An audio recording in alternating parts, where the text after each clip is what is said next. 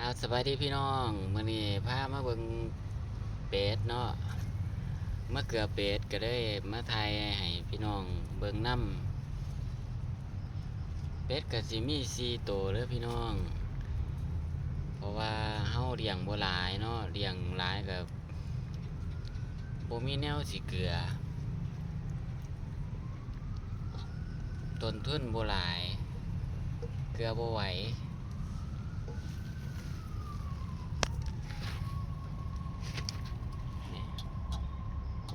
น้องก็กินห้ำอยู่เลยครับกินห้ำบ่ได้ปนหัวอาหารบ่ได้ผสมอีหยังเลยใส่แหนแดงน้องก็บ่กินเด้อต้องเกลือแต่ห้ำน้องจึงกินแต่ใส่หัวอาหารนี่น้องก็มักอยู่แต่ว่าบ่มีเงินซื้อแหมซื้อแต่ห้ำเลี้ยงหลายก็บ่ไหวเลี้ยงหน่อยกันพอเอาไว้เบิ่งครับพี่น้องเพราะบ่เหงามีเป็ดเป็นหมู่ก็บ่เหงาเด้พี่น้องมีหมาตัวหนึ่งมีแมว2ตัว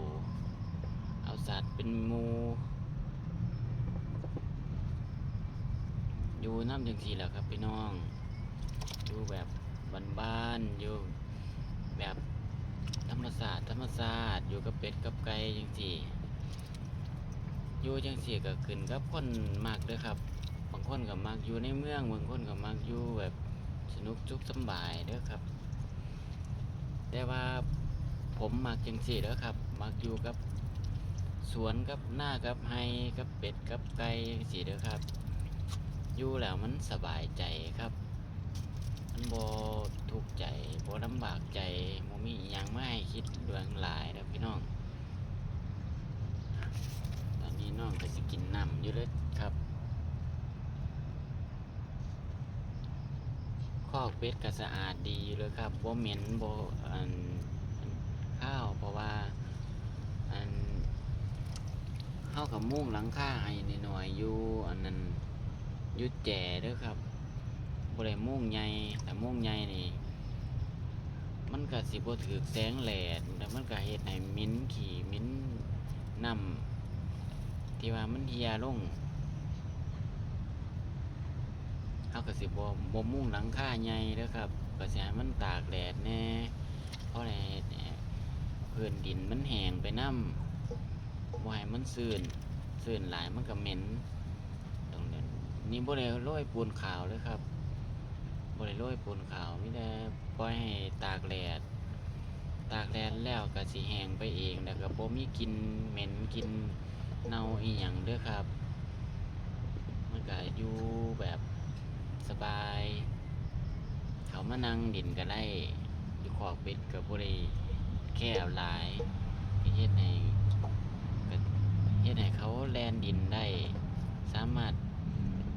หยอกกันดินน้ำกันได้บ่แคบหลายบ่ให้แออัดกันได้เด้อครับถ้าแออัดกันได้น้องก็สิมีอาการเครียดแล้วก็แหบกันเด้อครับเฮ็ดให้ขนของเป็ดก็ล้นถ้าแหบกันหลายคนก็ล้นนะครับกินอาหารก็บ่หลายถ้าเขามีความเครียดเลยครับแหนแรงก็เลี้ยงอยู่เด้ครับแต่ว่าบ่ได้เอามาให้เพราะว่าเขาก็บ่ได้ค่อยกินเอามาให้แล้วเขาก็บ่กินเพราะว่าตอนยังน้อยก็บ่ได้ฝึกให้เขากินครับฝึกให้กินแต่หัวอาหารกับห้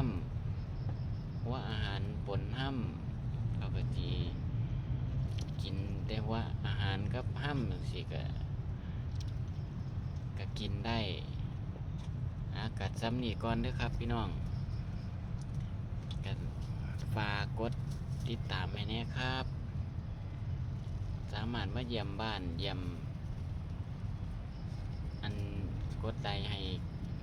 ในเด้อครับเด้อ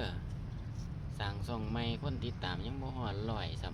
ำก็อยากลองสั่งได้ไลค์เบิ่งเห็นคนอื่นเขาก็คือว่าไลค์ว่าดีแท้เฮาก็เฮ็ดมาหลายปีแล้วเฟซเก่าก็สร้างบ่ได้เพราะว่ามันติดแดงเฟซเก่านะก็ยังบ่ทันเคยสร้างได้ไลค์น้ำหมู่หรอกครับว่า สิเอาเฟซเก่าสร้างแต่ว่ามันก็ติดแรงก็ได้สร้างใหม่จะลองเฮ็ดเฟซใหม่เบิ่งว่ามันสิสร้างได้บ่ก็ซ้ำนี้เด้อครับพี่น้องขอเป็นกำลังใจให้แน่